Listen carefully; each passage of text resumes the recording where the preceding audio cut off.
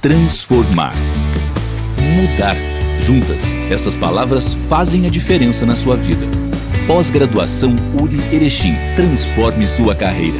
Mude sua vida. Inscrições abertas. Veja no programa de hoje, Semana Acadêmica Integrada de Letras e Pedagogia alerta para as manifestações em mídias sociais. A advogada Patrícia Peck fala dos atos legais e o filósofo Mário Sérgio Cortella prega a utilização moderada das redes sociais. Já o professor Augusto Teixeira analisa os impactos sociais da nova cultura digital. Veja também, antes de embarcar para a Alemanha, acadêmicos de engenharia mecânica falam da expectativa em realizar estágio naquele país.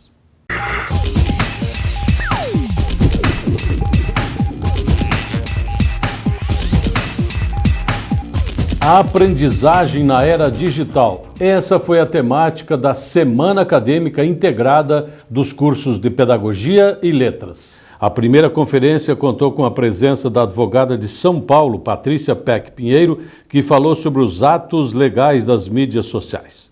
Pela importância do tema, a palestra foi aberta também para os acadêmicos dos cursos de Direito, Administração, Ciências Contábeis e Arquitetura e Urbanismo.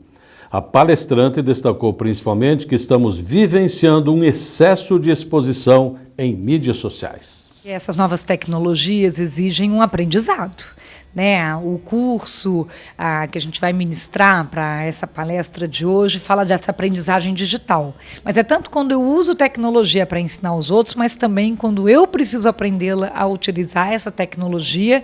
E lembrando que a tecnologia sozinha não tem um bem ou um mal, depende muito desse uso.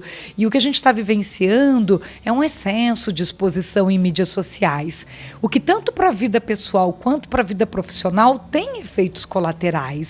Só que para a carreira de alguns tipos de profissões que exigem sigilo, que exigem dar o exemplo, né? Você tem que ter muito cuidado com situações que pode ficar assim uma dupla interpretação, ou que você pode ser levado numa conexão ou num conteúdo de outro, né? E que aquilo ali possa ser até diferente dos valores, da imagem que você gostaria de ter como profissional. Então, a gente vai tratar essas visões, essas melhores práticas e os cuidados que tem que ter com uma sociedade que está tudo documentado e testemunha a máquina para todo lado, e a máquina conta o que aconteceu.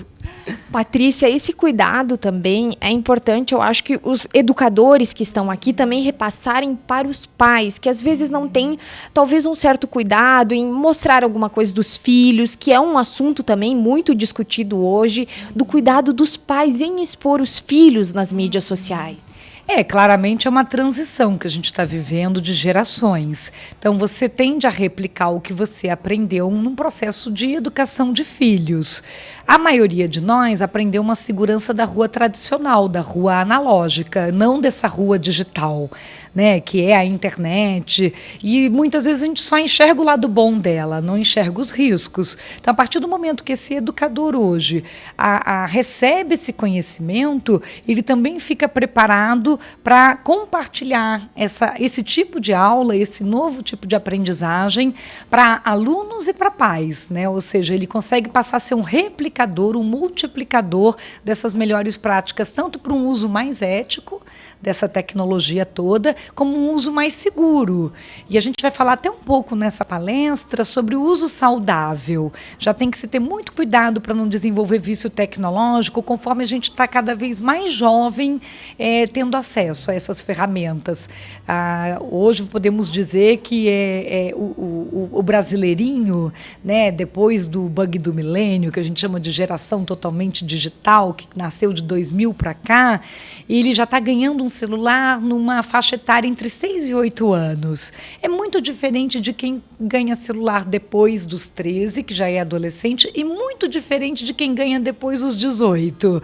Ou seja, dependendo da idade que você passou a ter esse contato com a tecnologia, além de você ter desenvolvido mais autocontrole, né, isso pode colaborar bastante na questão da saúde. Então, assim, como criança depende de uma orientação, de disciplina, não dá dá para deixar dormindo com o celular debaixo do travesseiro, agarrado, ficar 24/7, porque pode se acidentar, pode se machucar, tem efeitos colaterais, né? Então, a gente vai falar um pouco sobre isso, que é importante saber dosar, né? E, de vez em quando, fechar a porta digital. Não é sempre que ela tem que estar aberta, escancarada.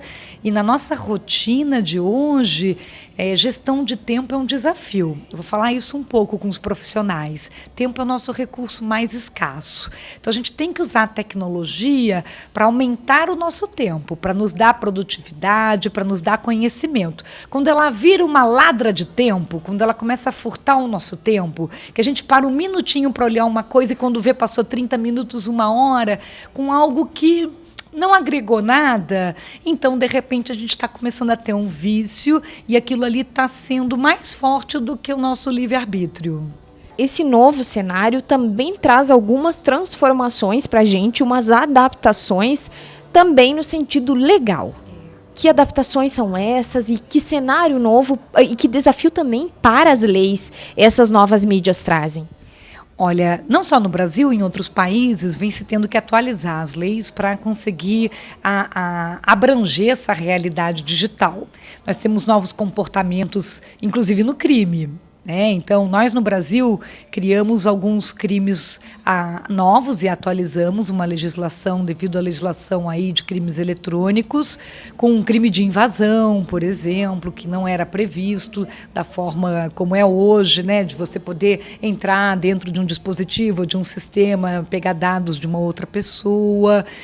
Nós começamos a pensar sobre o crime de fazer um vírus de computador, trouxemos uma atualização da legislação para tratar pornografia infantil na internet como um crime mais grave, e isso não estava bem claro na legislação anterior, foi atualizado no Estatuto da Criança e do Adolescente, um crime bem específico.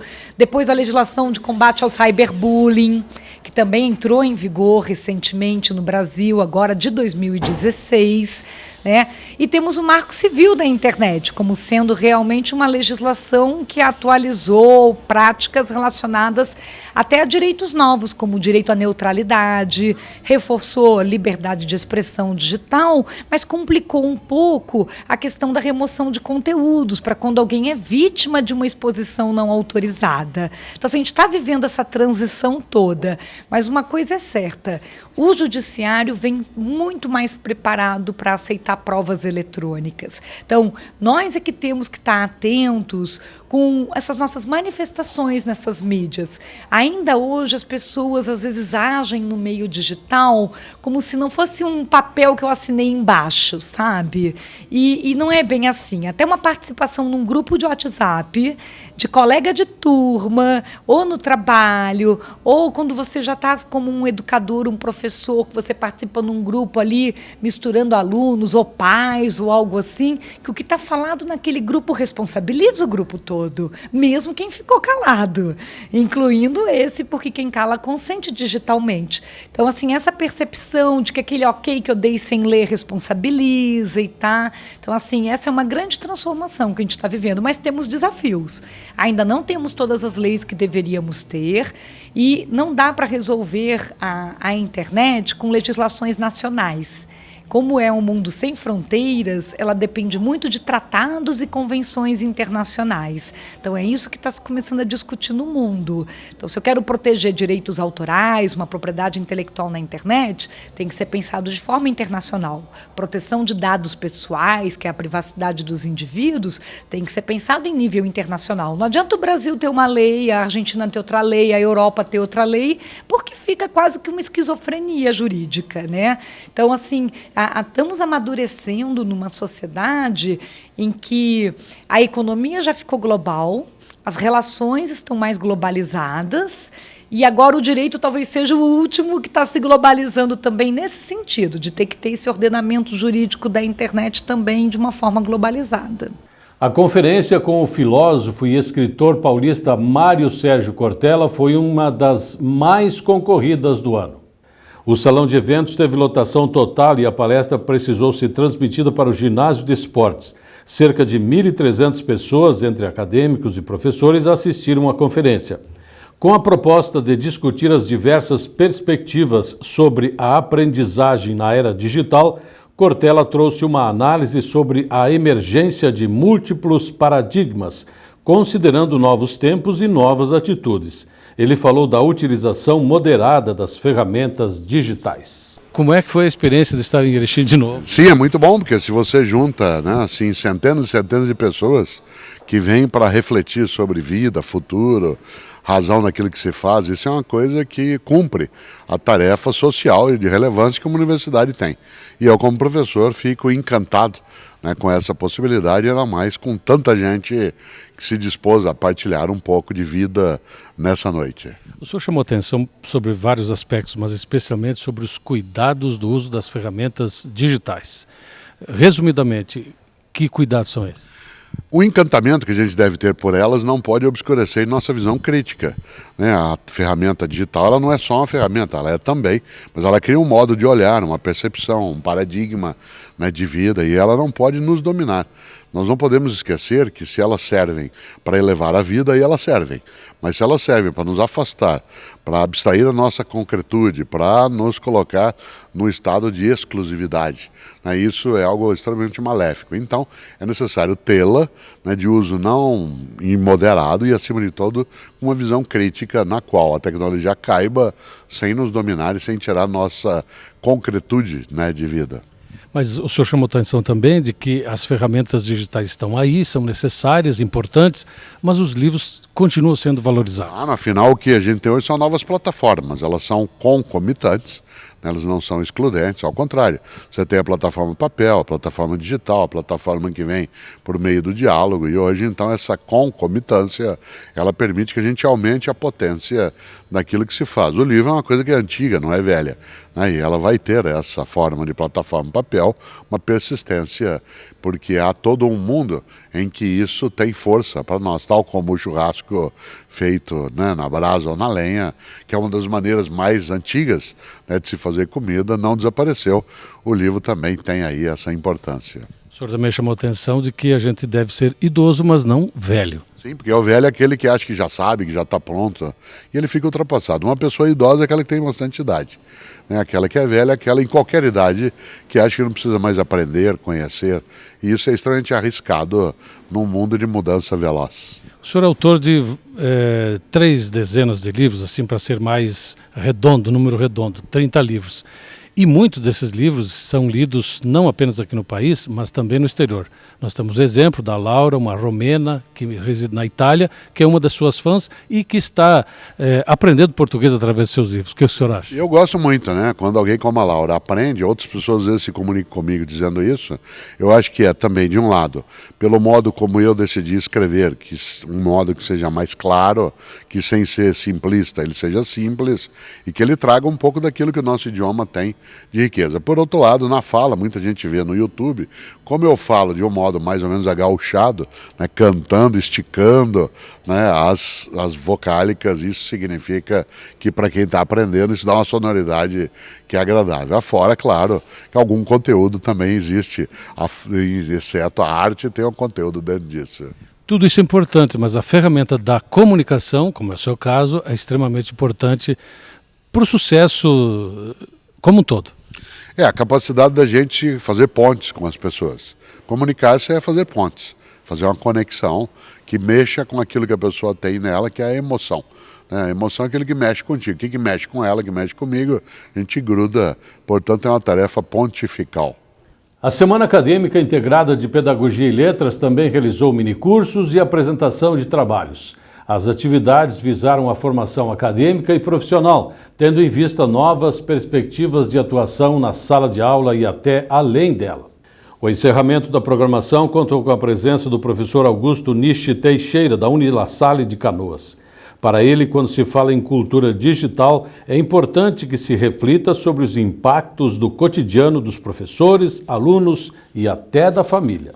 Primeiramente, a grande questão a ser refletida não é só a introdução de novas tecnologias e dispositivos tecnológicos, porque isso tem normalmente sido foco de palestrantes e professores acerca dessa era digital ou dessa cultura digital, mas também refletir quais são os impactos no cotidiano desses professores e alunos, famílias, no que tange a reflexão do vivido, ou seja, como é que a gente conduz a vida da gente, como é que a escola se reorganiza e se sistematiza em função de uma cultura digital, que aí sim, por meio de novas tecnologias, estimula diferente a cognição, que por meio de novas tecnologias e novas linguagens, especialmente linguagens, ela percorre novos caminhos. Será que a escola de fato está refletindo essas novas linguagens? Será que é um novo currículo sendo pensado em função disso? Quais são os objetivos dessa escola para o século XXI?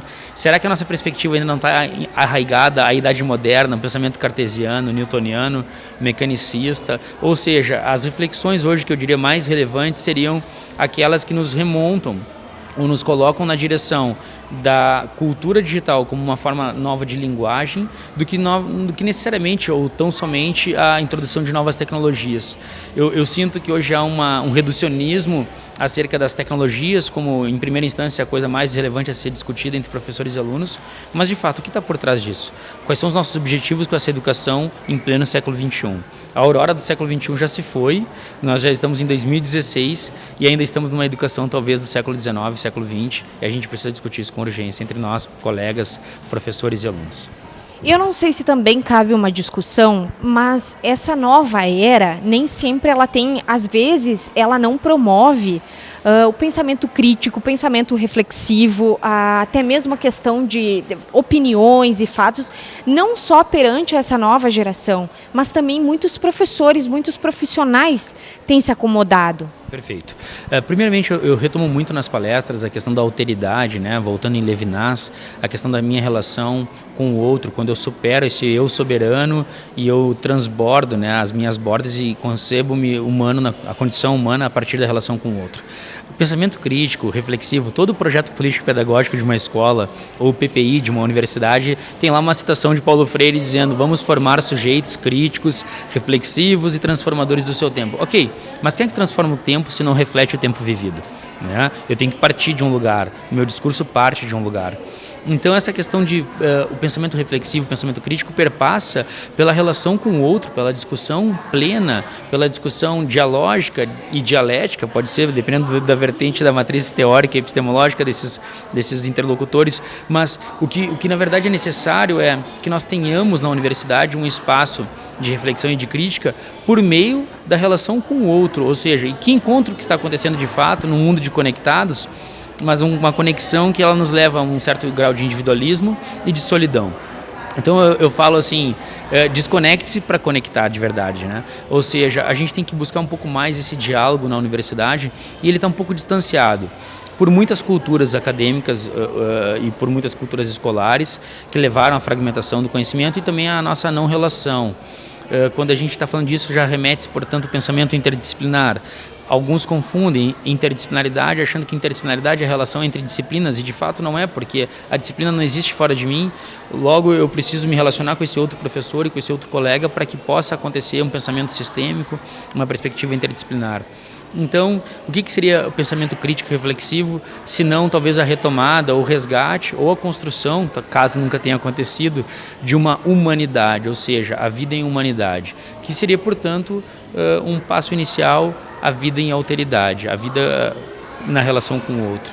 Então, o pensamento crítico e reflexivo ele deve remeter a uma nova concepção de sociedade, uma sociedade que se transforma refletindo o vivido.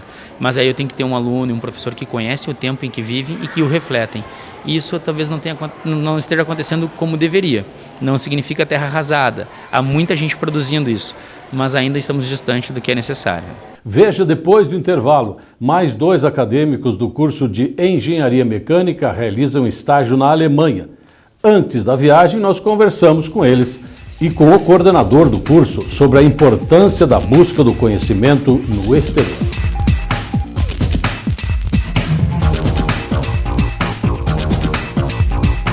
Primeiro, segundo, terceiro, quarto e agora quinto. Sim, este é o 5º ano consecutivo que a Escola de Educação Básica da URI Erechim é a primeira colocada no Enem dentre todas as escolas da região e a 15ª no Rio Grande do Sul. Esta conquista se deve à dedicação dos alunos e ao trabalho de profissionais comprometidos com a educação. Escola de Educação Básica da URI Erechim. Seu filho merece o melhor. Matrículas abertas. Transformar. Mudar. Juntas, essas palavras fazem a diferença na sua vida. Pós-graduação URI Erechim. Transforme sua carreira. Mude sua vida. Inscrições abertas.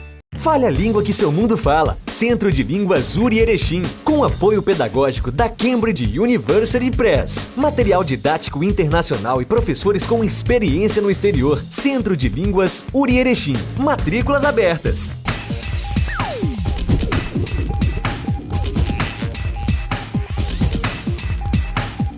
Pelo 3º ano consecutivo, acadêmicos do curso de Engenharia Mecânica desenvolverão pesquisas no Instituto de Gestach, na região de Hamburgo, Alemanha. O local é um dos 3 centros de referência na área de solda por fricção, com quem a URI mantém parceria para estágios. As principais características desse processo são a obtenção de soldas sem defeitos, propriedades mecânicas semelhantes ao metal base, sem utilizar materiais de adição. Neste ano, William Samuel e Stefano Tormin, os 2 intercambistas que já estão em Gestach, vão ter a oportunidade de dar sequência às pesquisas que tiveram início na graduação e resultaram em seus trabalhos de conclusão de curso. Olha, é uma oportunidade que eu há anos atrás eu não imaginava. Atualmente eu trabalhava na indústria, então tinha algum contato com a prática, mas ter a oportunidade de ir para um país de primeiro mundo, que é referência em tecnologia, num instituto que também é referência no mundo, então vai ser uma boa oportunidade para um crescimento pessoal, profissional. Eu acho que é uma oportunidade única fazer estágio, como o William falou, num país que é top em tecnologia e um instituto também que é muito renomado no mundo, questão de pesquisa, linha de pesquisa nessas áreas. Eu nunca trabalhei na indústria, mas acompanhei aqui na URI vários projetos de pesquisa, então eu gosto bastante dessa área na parte de pesquisa e desenvolvimento, então acho que vai ser uma experiência excelente, tanto acadêmica como profissional para a minha vida. Nós vamos atuar na área que a gente desenvolveu nos nossos trabalhos finais de curso, né? A linha específica de segmento a gente não sabe ainda, porque existem diversas ramificações do processo, então existem inúmeras áreas que a gente pode seguir. Então chegando lá a gente vai ser direcionado para a área de atuação. Então a gente vai levar nossa experiência que a gente tem nesse processo, que até o professor Arthur é especialista nessa área, então ele já passou um embasamento muito bom para nós, tanto durante a faculdade como no trabalho de final de curso. A gente focou bastante nessa área, que é o processo de soldagem FSW. Então, eu acredito que a gente tem um conhecimento bem amplo na área, mas o que a gente vai trazer de lá, então, é tecnologia que realmente é utilizada no mundo hoje para esse processo conseguir ingressar na indústria e ser viável e lucrativo para as indústrias. O coordenador do curso, o professor Arthur Beskov, comenta que esta parceria tem gerado bons frutos na área da pesquisa e na indústria e que empresas brasileiras têm interesse nessa tecnologia.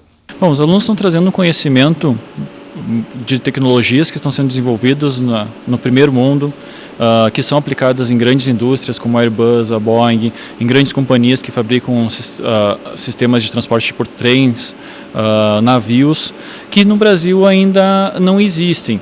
A Embraer é uma das grandes interessadas no processo e já está tentando implementar com pesquisas feitas lá no instituto onde nossos alunos estão indo fazer o estágio. Tá?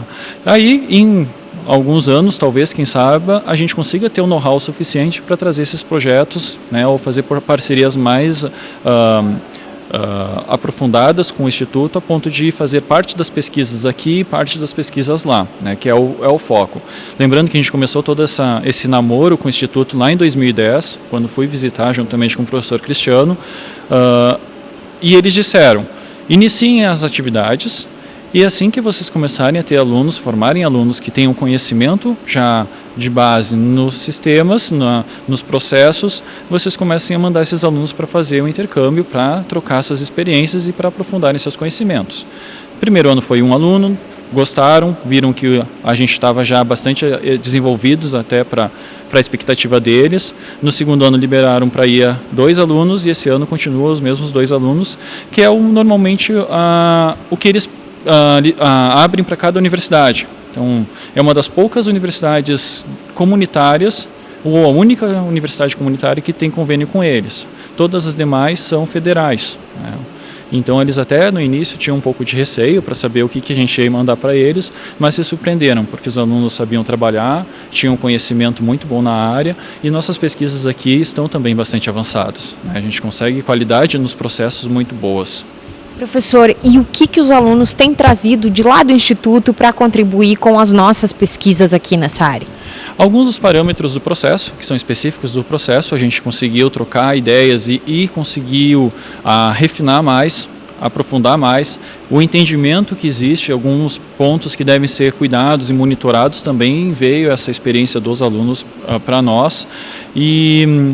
Mas o principal mesmo é o ganho do aluno, né? O aluno volta conhecendo uma cultura diferente, volta com uma visão muito diferente de trabalho, de profissão, de engenharia, porque lá é diferente, né?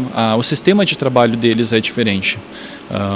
Eles têm uma cultura que é muito mais focada, né, para tecnologia, para resultado, para agregar valores à indústria, aos produtos, à fabricação. Agradecendo mais uma vez a sua atenção, adiantamos os assuntos que serão destaque no próximo programa. Semana Acadêmica de Psicologia trouxe para o debate as novas configurações familiares. Vamos mostrar ainda como foi o projeto Cerebrando, a maior Olimpíada do Conhecimento de toda a região. Até lá e uma excelente semana a todos.